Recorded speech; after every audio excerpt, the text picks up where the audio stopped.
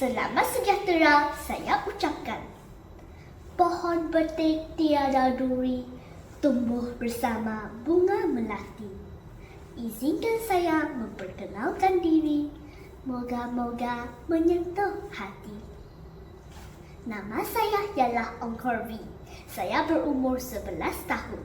Saya belajar di Sekolah Jenis Kebangsaan Cina Hualien 2 Taiping Perak. Kod sekolah saya ialah ABC 6075. Hobi saya ialah membaca dan menari. Saya ingin berkongsi dengan kawan-kawan tentang sebuah buku cerita yang berkisah misteri, seram dan mencemaskan. Tajuk buku ini ialah Misi Budak Ajaib. Buku ini ditulis oleh Shauki MK dan diterbitkan oleh Bukit pada tahun 2019. Buku ini mengandungi 145 muka surat.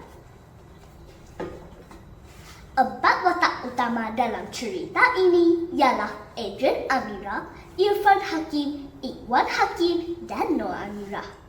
Adrian Amira ialah pelajar baru yang mempunyai pengetahuan yang mendalam tentang hutan.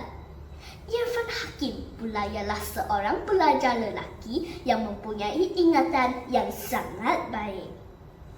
Ikhwan Hakim ialah adik kepada Irfan Hakim dan dia sangat sensitif terhadap hal-hal paranormal. Noor Amirah ialah anak tunggal orang kaya tetapi baik hati dan rendah diri. Mereka berempat, Adrian, Irfan, Ikhwan dan Noor Amirah telah menyertai program perkemahan di hutan Hulu Lengat. Di tapak perkemahan pertama, Ikhwan telah terdengar suara orang lalu. Ternampak bayang-bayang seorang perempuan berambut panjang dan terhidup bunga kemboja walaupun tidak ada pohon kemboja berhampiran. Kisah cerita ini semakin menarik dan mendebarkan apabila Noor Amirah hilang dalam keadaan gelap. Semasa mencari Noor Amirah, Adrian dan Irfan pula tersesat di dalam hutan. Mereka bersama Ikhwan berusaha bersama-sama mencari jalan keluar sehingga berjaya menjumpai tebing sungai yang lapang dan berpasir. Disitulah mereka berjaya diselamatkan. Usaha mencari Noor Amirah diteruskan dan ayahnya menawarkan ganjaran RM500,000 kepada sesiapa yang menjumpai anaknya. Akhirnya, Noor Amirah dijumpai oleh lelaki misteri bernama Pak Cik Sani di tepi sungai berdekatan dengan tapak perkemahan. Semasa menerima rawatan di hospital, Noor Amirah menceritakan kepada Irfan dan Adrian bahawa dia ternampak makhluk halus dan itulah sebabnya dia tiba-tiba hilang di dalam hutan. Walaupun demikian, Irfan dan Adrian berasa ada berkaitan dengan kes culik. Melalui siasatan pihak polis, mereka mendapati Pak Cik Sani mempunyai hubungan keluarga dengan pembantu peribadi ayah Noor Amirah yang bernama Encik Karim.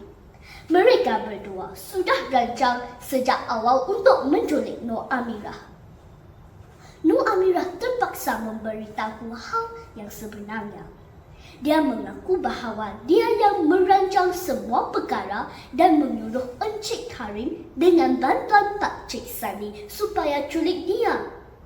Dia berbuat demikian untuk membantu anak Encik Karim yang mempunyai penyakit jantung berlubang. Duit yang diterima daripada ganjaran digunakan untuk membayar bil pembedahan.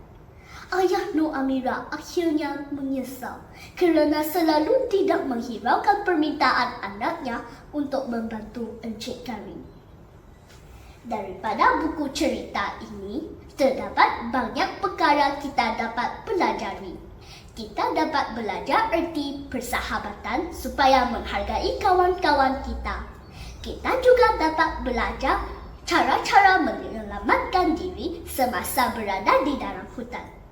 Selain itu, kita perlu mengenal pasti perkara yang berkait dengan makhluk halus dan perkara yang dilakukan oleh manusia sendiri. Kita juga perlu sentiasa mengambil berat dan menyayangi ahli keluarga sendiri supaya keluarga harmoni dapat dipupuk. Oleh itu, saya pasti kawan-kawan juga akan menghayati cerita ini seperti mana saya menghayati ceritanya sehingga muka surat yang terakhir. Selamat membaca kawan-kawan. Sekian, terima kasih.